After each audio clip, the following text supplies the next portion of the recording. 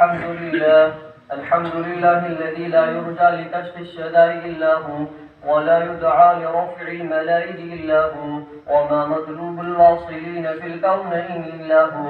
المخلوق كلهم ضعفاء لا قوي إلا هو، لا واجد ولا ماجد إلا هو، لا حافظ ولا ناصر إلا هو. غافل الذنب وقابل التوب شديد العقاب ذي التول لا إله إلا هو.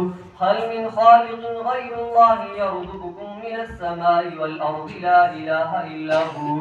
ومن يملك السمع والأبصار إلا هو، ومن يعلم الجهر والسر إلا هو. موسى على الطور حين ناداه قال لا إله إلا هو.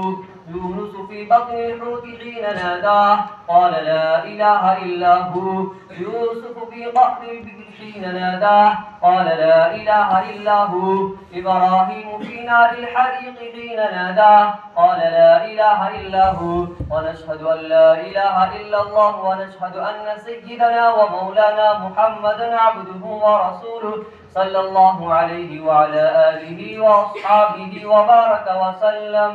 اعلموا أن الدنيا دائرة ولذتها فانية، وطاعتها باقية، وحاصلها فوت وآخرها موت. إخواني بدن ضعيف وسفر طويل وزاد قليل وبحر عميق والنار حريق والصراط دقيق والميزان عديل والقيامة قريب والحاكم رب جليل والمنادي جبريل ويقول الجنة وعدي ويقول النار عبدي ويقول الكعبة زواري ويقول آدم سفي الله يوم القيامة يا رب نفسي ويقول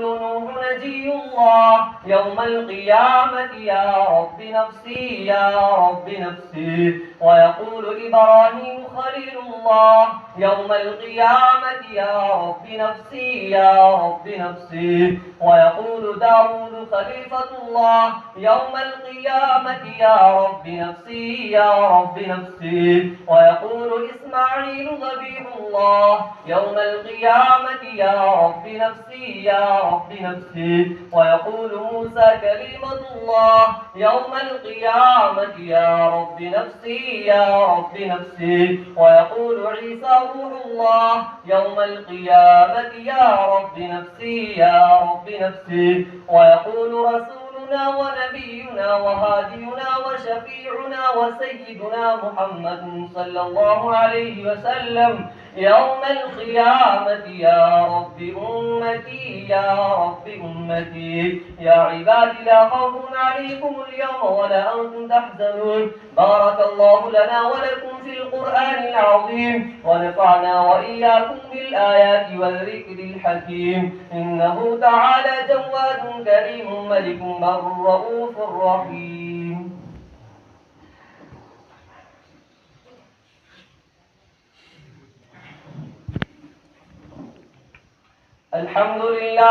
الحمد لله الذي أنزل على عبده الكتاب ولم يجعل له عوجا قيما لينذر بأسا شديدا من لدنه ويبشر المؤمنين الذين يعملون الصالحات أن لهم أجرا حسنا ماكثين فيه أبدا وينذر الذين قالوا اتخذ الله ولدا ما لهم به من علم ولا لآبائهم كبرت كلمة تخرج من أفواههم إن يقولون إلا كذبا.